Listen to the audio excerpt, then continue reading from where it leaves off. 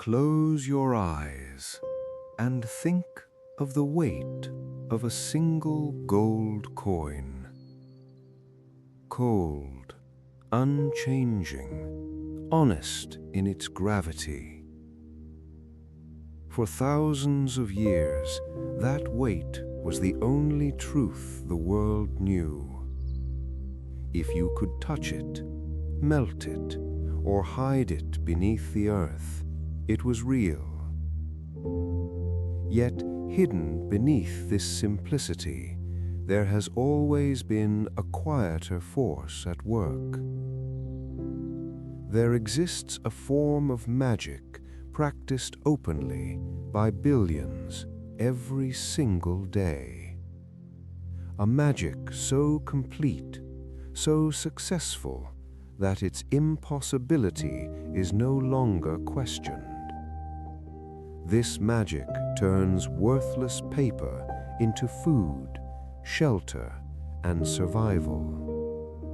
It transforms invisible numbers resting in silent machines into power, status, and the ability to command the labor of other human beings. Small metal discs, cotton rectangles, digital pulses of light are exchanged for years of human life, for forests cut, for mountains opened, for oceans crossed. The magic is money, and its deepest secret is this: it possesses no intrinsic value whatsoever. Its power lives only in shared belief, a belief held so completely that entire civilizations are built, protected, and sacrificed in its name. Tonight, we explore the greatest magic trick ever performed by the human mind. The moment we decided that symbols, stories, and promises were worth more than the earth itself. From shells to cattle to shining metals pulled from the ground, each step carrying us further from usefulness toward abstraction. From gold to paper backed by faith, to numbers that no longer exist in physical form at all. We are living now in the final transformation. Money, no longer a thing, but an idea. A shared hallucination so stable it governs the waking world, while remaining invisible to those who depend on it most. As the world outside fades into a quiet hum, I invite you to join our circle. If you find peace in these halls, leave a thought behind, a quiet offering to the wonders we explore together. Your presence here is the gold that sustains this library. Now, let the tension leave your hands. Let the thoughts of debts and ledgers and balances yet unpaid dissolve. We are going back, past the banks of London, past the vaults of Rome, past the coins and the crowns, to the very beginning, to a fire flickering in the dark, where money was nothing but a story, told softly and believed by those who listened. The question of what money truly is, and where value itself comes from, rests quietly beneath every civilization humanity has ever built. And yet, it remains one of the least understood forces in modern life. Most people accept money as something natural, like gravity or the weather. It is treated not as an invention, but as a feature of reality itself. Few pause to consider that money is not a substance, but a social technology, one that had to be imagined, agreed upon, refined over centuries, and maintained every day by collective belief alone. This misunderstanding carries consequences, quiet ones and profound ones. When money is believed to possess inherent value rather than constructed value, economic events are misread. Policies are supported that quietly undermine stability. And the true nature of the system, its fragility, remains unseen. Modern civilization rests on a remarkable dependency. Billions of people placing faith each day in objects and digital symbols that possess no worth beyond that shared faith. And yet, most participants never consciously acknowledge that this belief is what holds the world together. The urgency of understanding money has never been greater, for we are living through an acceleration of abstraction. The transition from gold-backed currency to fiat money occurred within living memory. The gold standard was not abandoned in some distant past, but in 1971, less than a lifetime ago. Since then, money has continued its transformation, from paper to plastic, to invisible signals moving silently between machines. Digital payments, cryptocurrencies, and central bank digital currencies carry money further still, away from physical form, and deeper into pure information. Each transition brings efficiency and innovation, but also vulnerability and power, increasingly concentrated in fewer hands. Those who understand money's true nature, that it is an agreement, not a thing, are able to shape it, to bend systems, accumulate influence, and quietly extract value. Those who mistake money for something real rather than something imagined become exposed to manipulation, to fraud, to slow, systematic wealth extraction. This divide between understanding and illusion has become one of the primary engines through which wealth and power now concentrate. And when we turn to history, the pattern reveals itself again and again. Every financial crisis, without exception, has been a crisis of belief. In 2008, faith collapsed in securities that were revealed to be worth far less than imagined. In 1929, belief in endlessly rising markets could no longer be sustained. In every hyperinflation throughout history, confidence evaporated faster than authority could restore it. These events appear complex, technical, driven by instruments and policy, but beneath them all lies the same rupture, a moment when the collective hallucination falters and the void beneath briefly reveals itself. To understand money as belief rather than substance is not merely philosophical, it is essential.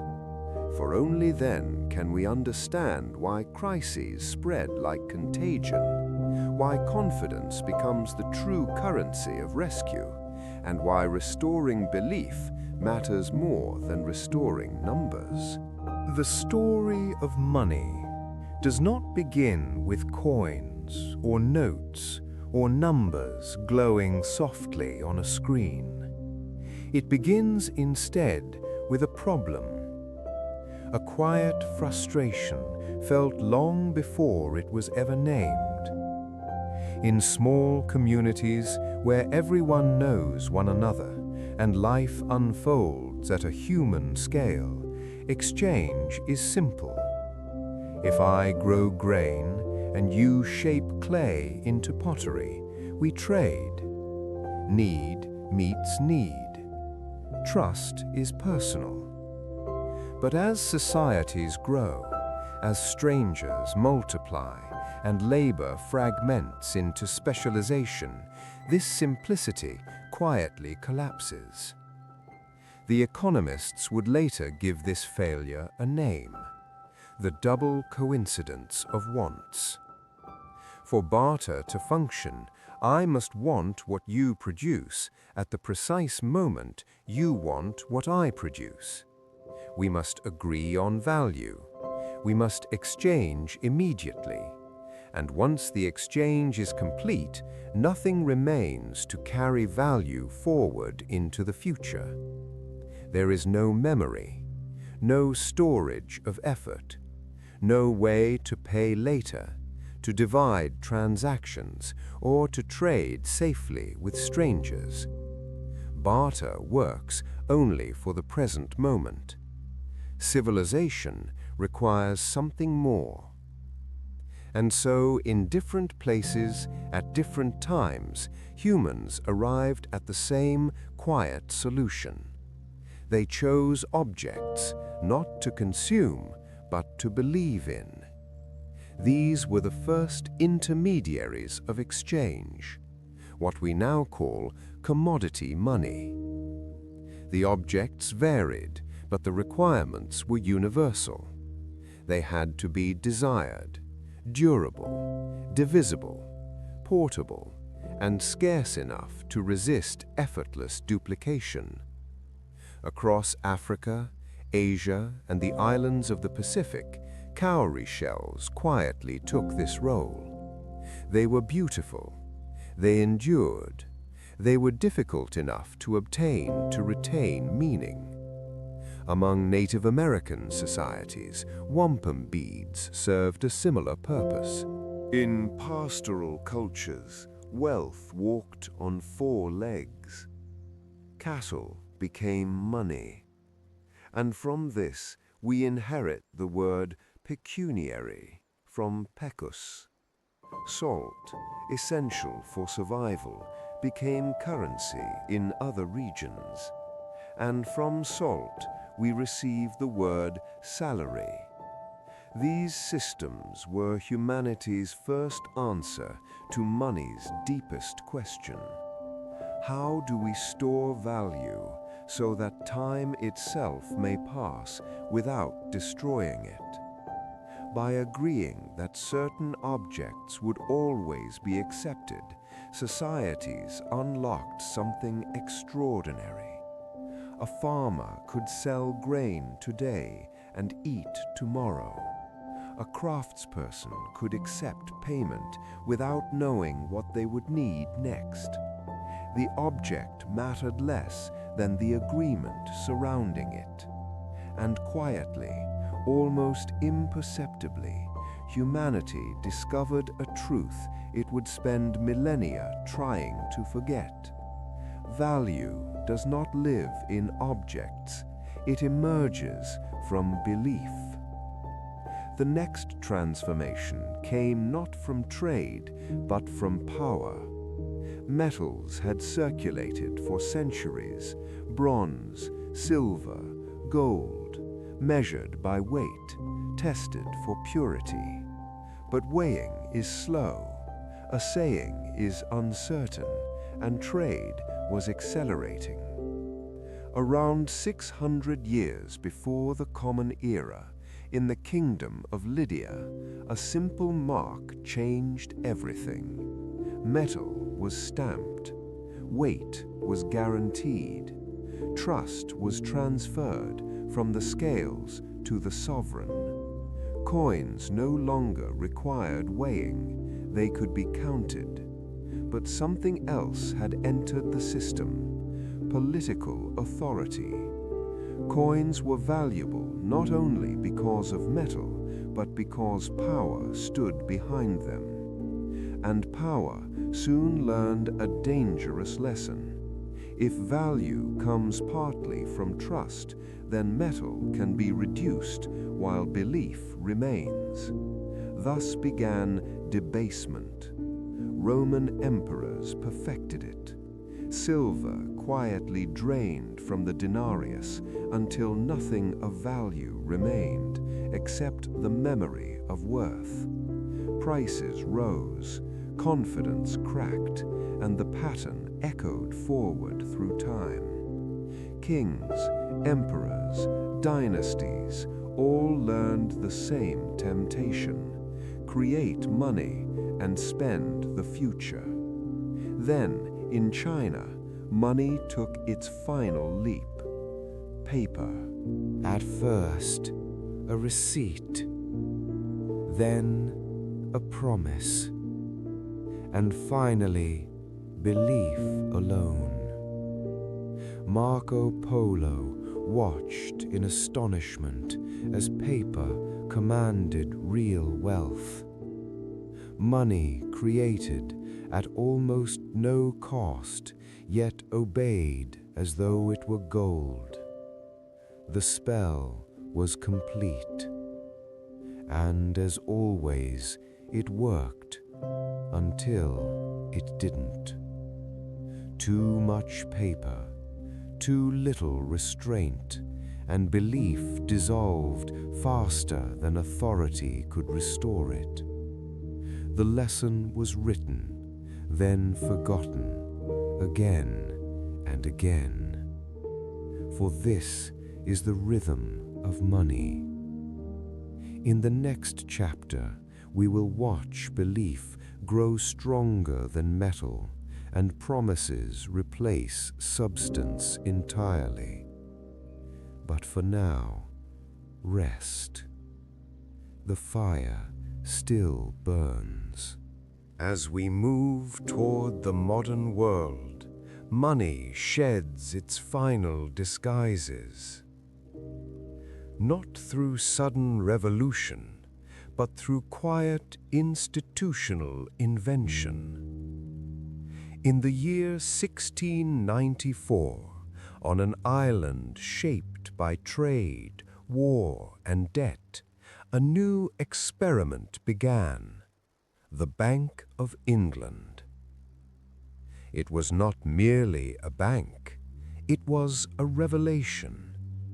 For the first time, paper money would be sustained not by metal buried in vaults, but by promises carefully arranged. The design was elegantly circular.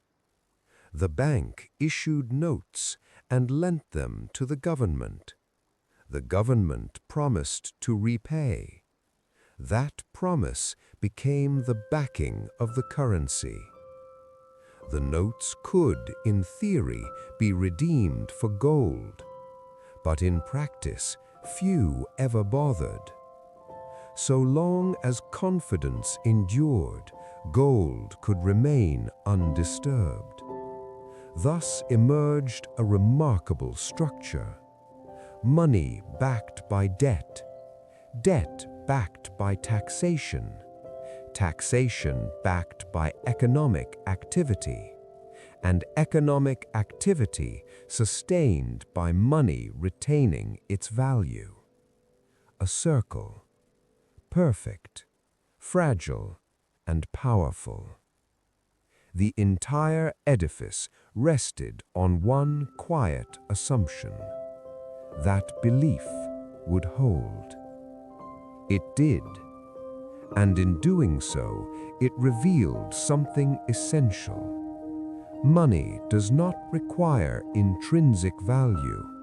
It requires credibility, institutions that endure, an economy that produces, and a shared expectation that tomorrow will resemble today. The pound sterling endured for centuries, not because of gold alone, but because Britain's institutions were trusted and its economy productive. Others copied the model. many failed. For paper money cannot survive on declaration alone. Without political stability, without taxation capacity, without real production, belief collapses. Worthlessness follows swiftly. The gold standard was an attempt to restrain this fragility, to anchor belief to something ancient, unchanging, and reassuringly heavy. On paper, currency was convertible to gold. In reality, it never truly was. Only a fraction of gold existed to redeem all claims. The system functioned only because most people never asked for redemption at once. During calm times, this illusion held. During crisis, it shattered. Frightened populations demanded gold. Reserves vanished. Governments faced a choice: suspend convertibility or destroy their economies to defend it. Most chose suspension. Again and again and again. For commodity-backed money contains a fatal contradiction. It binds economic life to the pace of mining. Growing economies require growing money supplies. Without them, deflation takes hold. Debts grow heavier. Spending slows. The future becomes uncertain. Gold becomes a cage. And so, when necessity demanded, the cage was quietly opened. Wars accelerated the process. No modern war has ever been financed with gold alone. By the 20th century, the fiction had become expensive. In 1971, the final tether was cut. The dollar no longer convertible. Money now openly fiat. Predictions of collapse followed. They did not arrive. Trade expanded. Markets deepened. The global economy grew larger than any before it. The lesson was unmistakable. Money's value does not come from metal. It comes from belief, anchored by institutions and sustained by productivity. In recent decades, money has shed even its physical form. Cards replaced notes. Transfers replaced coins. Numbers replaced objects. But nothing fundamental changed. Money has always been a ledger, a record of claims, of promises,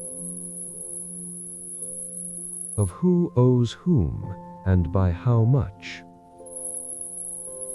When you look at a balance on a screen, you are not seeing money. You are seeing a claim, a promise that others will honor. Your wealth is not stored somewhere waiting for you. It exists because we agree that it does.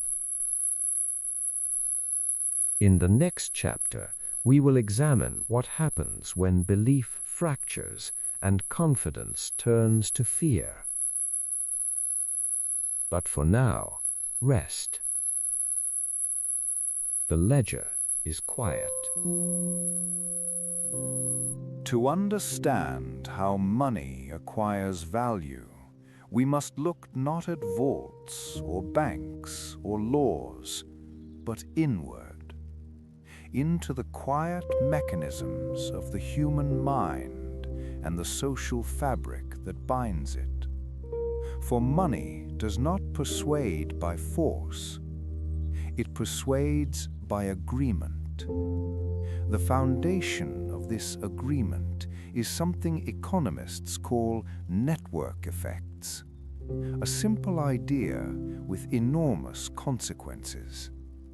A telephone owned by only one person is useless. Its value emerges only as others acquire telephones, until connection itself becomes the purpose. Money works the same way, but more completely. A currency accepted by no one is worthless. A currency accepted by a few has limited use. A currency accepted by everyone becomes indispensable. This creates a powerful gravity. Individuals adopt not the best currency, but the one already in use. Even when alternatives exist, more elegant, more stable, more just. For money's value does not arise from superiority, but from coordination. Once established, a currency becomes difficult to displace, not because it is optimal, but because switching requires everyone to move together. No individual has incentive to step away alone. Thus, inferior systems persist, sometimes for generations. Change comes rarely and usually through crisis. The endurance of the US dollar reveals this principle clearly. Despite deficits, inflation, and repeated shocks, it remains dominant. Not because it is flawless, but because it is familiar, because everyone already uses it. Beneath this network lies a deeper psychological structure. What matters is not whether I believe money has value, but whether you believe it does. This is higher order belief. Recursive, self-reinforcing, endlessly reflective. I accept money today because I expect you to accept it tomorrow. You accept it because you expect someone else to accept it after you. No anchor is required, only continuity. Belief sustains belief. Money survives, not because it corresponds to any external truth, but because the chain does not break. A second mechanism quietly reinforces the first, the delegation of judgment to authority. Most people do not verify the monetary system for themselves. They trust governments, banks, economists. This is not foolish. In complex societies, trusting institutions is often rational. but it creates vulnerability. When authorities err or deceive, belief lingers longer than it should. Hyperinflations rarely begin with panic. They begin with reassurance. Officials insisting that all is well, even as presses run endlessly.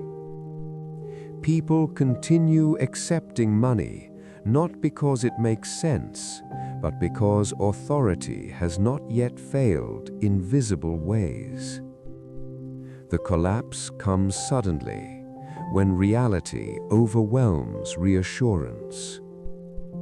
The third mechanism is the most ancient of all: social proof. We judge value by observing others. If everyone works for money, saves it, protects it, then money must matter. Theory becomes irrelevant. Behavior decides truth. During early inflation, people still queue, still pay, still plan, because everyone else does. The turning point arrives not gradually, but socially. When people observe others refusing currency, seeking alternatives, acting differently, social proof reverses, and abandonment cascades. Together, these forces create something remarkable. A system entirely imaginary, yet extraordinarily real in its consequences. Money is the purest example of a social construction of reality. It exists only because we believe it does, yet it shapes lives as forcefully as stone or steel. In calm times, this construction is invisible.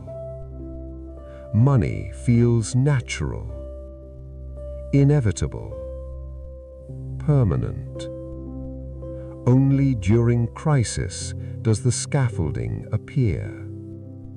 When belief drains away and the hallucination fades, revealing nothing beneath but agreement undone. In the next chapter, we will watch what happens when fear spreads faster than trust and belief turns contagious. For now, rest. Belief still holds. The present moment is not merely another chapter in the history of money. It is an inflection point. A quiet fork in the road where two opposing impulses unfold at once. On one path, money continues its long journey away from substance toward pure abstraction. On the other, there is an attempt to return, not to metal, but to independence. We see both movements coexisting uneasily, shaping the future in parallel. At one extreme stand central bank digital currencies. They represent the logical endpoint of money's dematerialization. No paper, no coins, only numbers issued directly by the state. Purely digital tokens existing nowhere and everywhere. In this form, money becomes something new, not merely a medium of exchange, but a mechanism of control. In China, the digital yuan offers a glimpse of this future. Every transaction traceable, every payment observable, every unit programmable. money that can expire, money that can be restricted, money that can be diminished at the press of a key. Negative interest rates, no longer theoretical, but executable. The abstraction that has always defined money becomes inseparable from surveillance and enforcement, a power that earlier empires could scarcely imagine. Opposite this trajectory stands cryptocurrency, not as a technical innovation alone, but as a philosophical rebellion, an attempt to create money beyond the reach of the state. Bitcoin and those that followed promise a system without central authority. Ownership recorded on decentralized ledgers. Transactions verified by mathematics rather than trust. The appeal is unmistakably political. Money that cannot be debased, cannot be censored, cannot be seized without consent. And yet, despite the complexity, despite the cryptography, despite the energy expended, nothing fundamental has changed. Cryptocurrency has value for only one reason. People believe it does. It is no different in essence from paper, from shells, from digits in a bank ledger. The blockchain cannot create value. It can only record belief. Whether this recording justifies the environmental cost is a separate question. But philosophically, cryptocurrency confirms rather than escapes money's true nature. Meanwhile, money continues to multiply in quieter forms.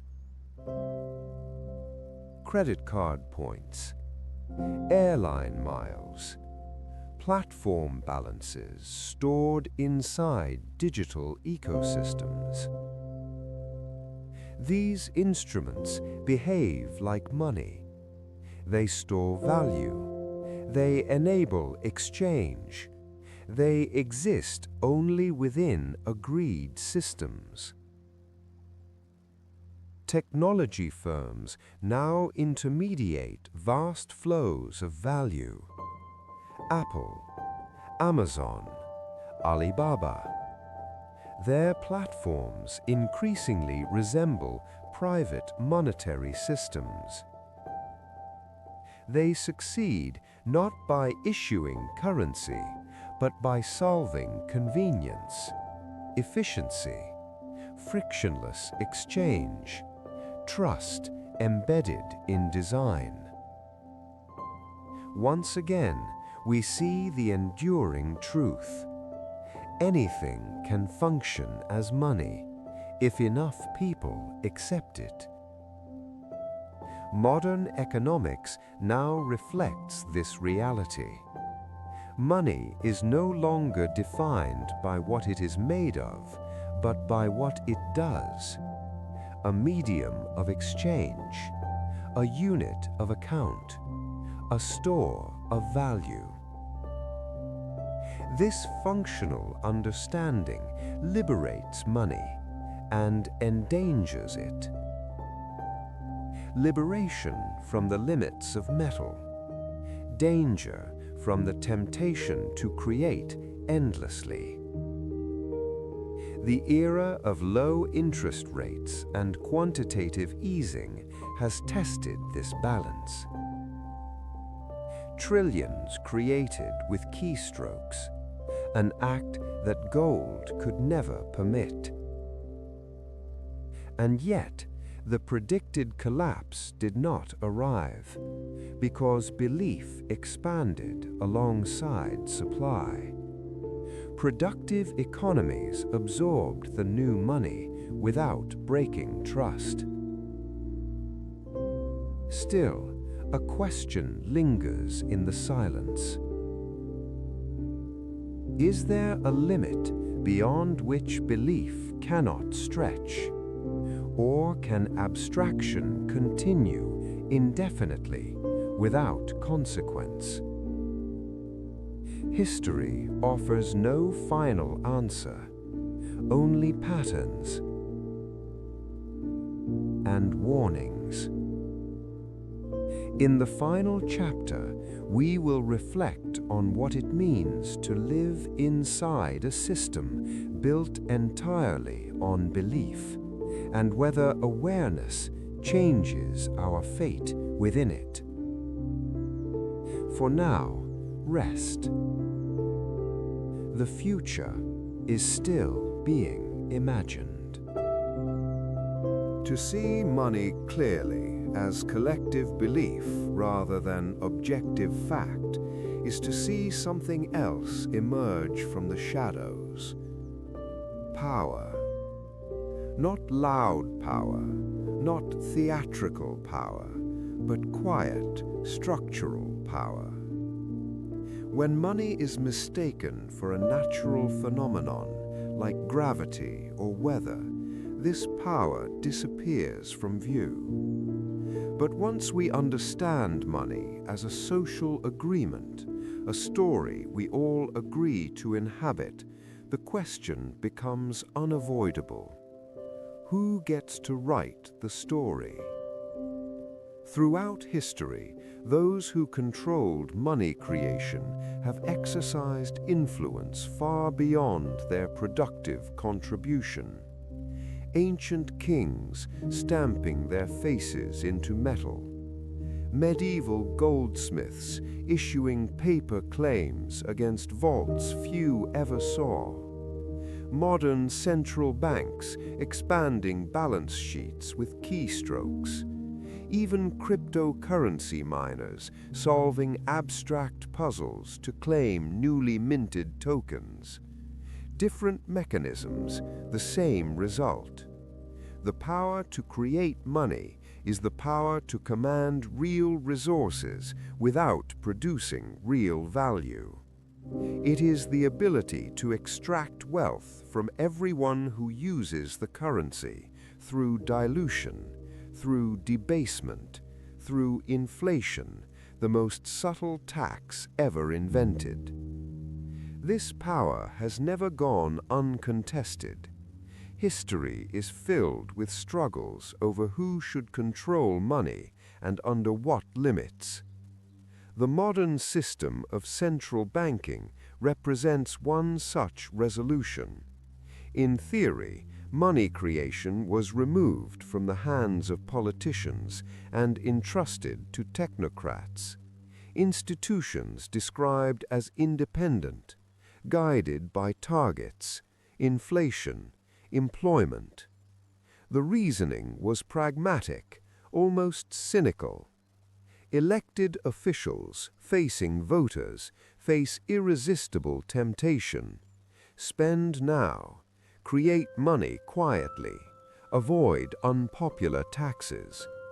History suggested this path leads reliably to currency collapse. So democratic societies made a curious choice. They placed one of the most powerful economic levers in existence outside democratic control. Money supply, determined by unelected officials, insulated from voters. A paradox at the heart of democracy. We do not trust our representatives with money creation, so we entrust it to institutions we cannot easily remove. This arrangement works until it doesn't. Because monetary policy is never neutral. Every decision creates winners and losers. Low interest rates favor debtors and asset owners. High rates favor creditors and savers. Currency strength benefits importers. Weakness favors exporters. These choices shape inequality, wealth, and opportunity. Yet those who make them rarely face direct accountability. Beneath central banks, another power operates quietly: commercial banks. Contrary to popular belief, most money is not created by central banks at all. It is created by banks when they lend. A loan is not the transfer of existing money. It is the creation of new money and new debt at the same instant. With each extension of credit, the money supply expands. This power is fragmented, spread across thousands of decisions, yet its cumulative effect shapes entire economies. Those who receive this new money first gain an advantage. They spend before prices adjust. Those holding existing money absorb the dilution later. Access to credit becomes access to privilege. The wealthy borrow cheaply, backed by assets. Large corporations tap credit effortlessly. The poor and small enterprises face barriers or exclusion entirely. The result is not accidental. The monetary system itself, independent of ideology, redistributes wealth upward, quietly, continuously, invisibly. On a global scale, these dynamics intensify. The US dollar's role as the world's reserve currency confers extraordinary privilege. The ability to consume by issuing debt the world must hold. Persistent trade deficits that would cripple other nations become sustainable. Foreign central banks accumulate dollars, not out of trust, but necessity. They tolerate this imbalance because no alternative offers equal liquidity or stability, and because challenging the system risks destabilizing everyone. Thus, the architecture endures, built on belief, maintained by power, and misunderstood by those living inside it. In the final chapter, we ask the most unsettling question of all. If money is belief, and belief shapes reality, what happens when enough people see the illusion clearly? For now, rest with the thought. The system works best when no one looks too closely.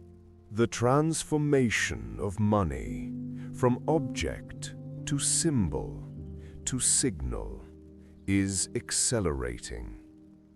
Not gradually, not gently, but exponentially. What once unfolded across centuries now unfolds across decades. The journey from physical currency to digital abstraction began quietly. Checks, cards, terminals, screens. But it has accelerated into something else entirely.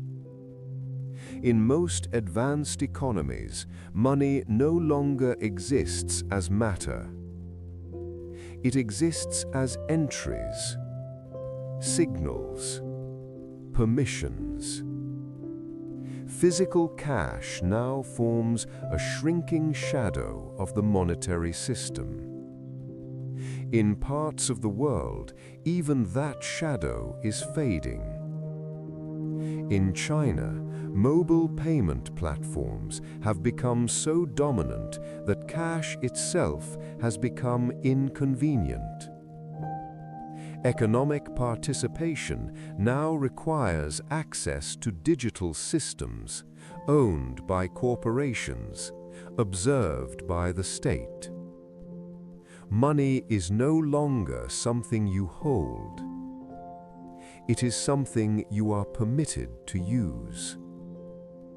This transformation changes the nature of control. Every digital transaction creates a record. Who paid? Who received? When? Where? For what? From these traces, entire lives can be reconstructed. Habits, beliefs, relationships, loyalties. In some systems, this data feeds directly into behavioral scoring, rewarding conformity, punishing deviation.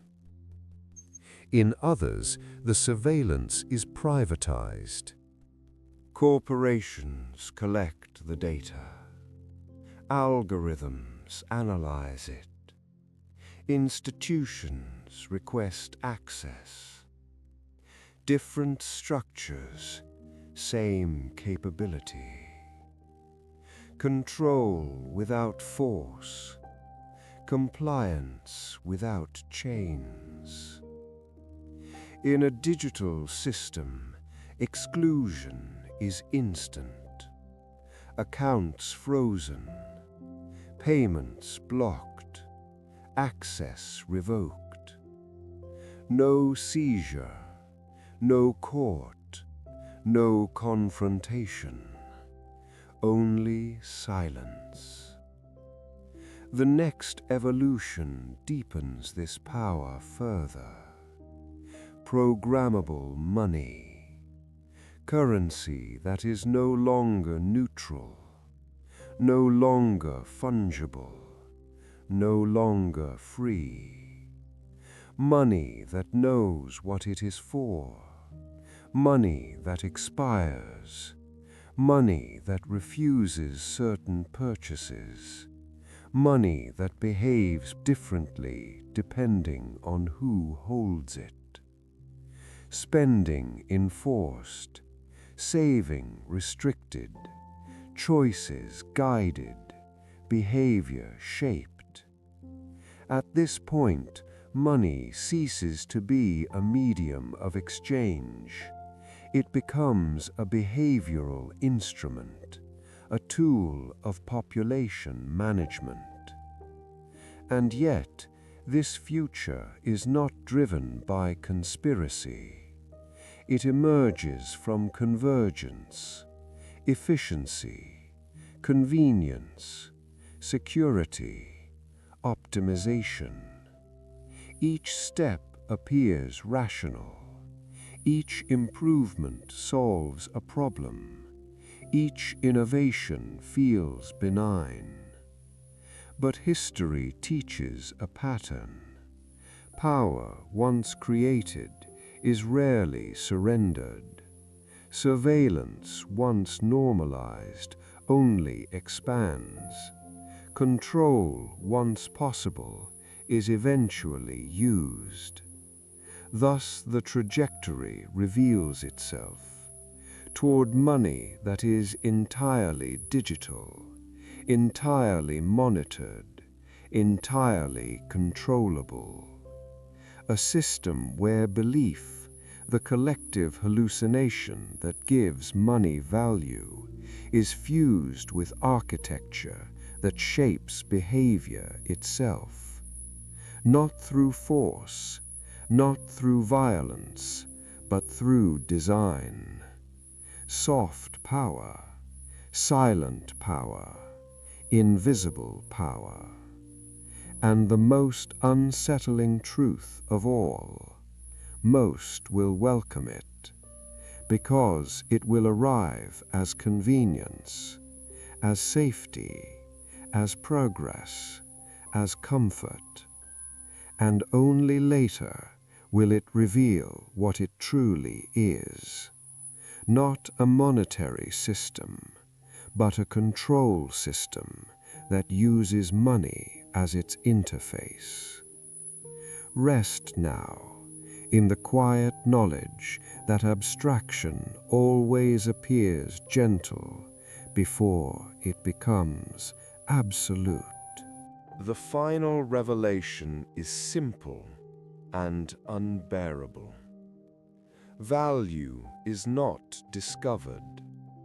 It is invented, not natural, not physical, not real, only believed. What we call worth is not a property of things. It is a property of minds. When we say something has value, we are not describing reality. We are describing consensus, a shared hallucination, a synchronized belief about what others will accept in exchange. This understanding shatters the illusion that markets measure truth, that prices reflect reality, that wealth equals contribution. If value is belief, then wealth is not proof of virtue. It is proof of capture, not creation of value, but ownership of claims on value. Accumulated through systems, protected by law, reinforced by institutions. A billionaire is not a measure of contribution, but a measure of access. Access to money creation, access to leverage, access to claims on collective labor. Wealth becomes not a reflection of value produced, but a record of position within systems of belief and power. This recognition changes everything. Justice, merit, fairness, legitimacy, all begin to dissolve. And so does the illusion of permanence, because belief is fragile. While it holds, money feels solid. While it holds, the system feels eternal. But belief can vanish faster than any physical structure can fall. Every hyperinflation follows the same pattern: stability, normality, trust, then rupture. Confidence collapses. Velocity accelerates. Money flees itself, and paper becomes ash, not over centuries, but weeks, sometimes days, revealing that the solidity was always illusion. This fragility is not a flaw. It is the nature of belief-based systems. Fiat money has no physical limits, only psychological ones, only political ones. Restraint is not enforced by physics, only by discipline. And history teaches discipline erodes. Promises are broken. Exceptions become norms. Temporary measures become permanent. Until belief becomes performance, and faith becomes theater. Now, we enter the greatest experiment in monetary history. Trillions created, digitally summoned, electronically manifested, on a scale once unimaginable. And yet, the system holds. Inflation remains contained. Confidence persists. Stability endures, which gives birth to a new belief that this time is different, that restraint is no longer needed, that fiat has transcended history, that modern systems have solved belief itself. Perhaps they have, or perhaps we are simply late in the cycle, and every cycle feels stable until it isn't. Because belief always feels permanent until the moment it collapses. And when belief collapses, nothing material remains to save the system. Only paper, only digits, only symbols. Floating on agreement, sustained by faith, held together by trust. So rest now with the final truth.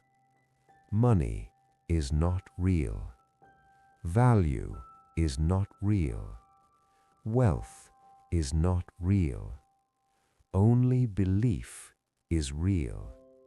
And belief is the most powerful force humans have ever created. Money is the most successful act of mass psychology in human history. A spell cast across continents, across centuries, across billions of minds. It convinces humanity to treat paper as power, digits as destiny, database entries as survival. Objects with no intrinsic worth made sacred by belief. A delusion, but a functional one. Without it, civilization collapses. Without it, strangers cannot cooperate. Without it, specialization dissolves. Trade fractures. Coordination fails. History unravels. With it, we built empires, cities, networks, civilizations of breathtaking scale. And yet, the foundation is nothing but belief. Nothing more, nothing less. We value money because we believe others will value it. They value it because they believe still others will value it. And the circle turns, faith feeding faith, belief sustaining belief. A self-spinning wheel of collective conviction. This truth does not weaken money. A hallucination shared by all is indistinguishable from reality. For function, belief is enough. But it reveals what money truly is. Not a natural force, not a law of the universe, not a physical truth, but a social technology, a collective agreement, a constructed reality. And when this is understood, power becomes visible.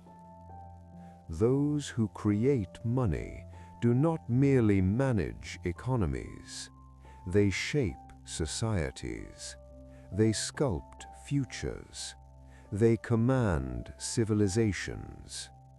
And their power remains unseen because most mistake the illusion for substance. The alchemy is complete when we forget it is alchemy.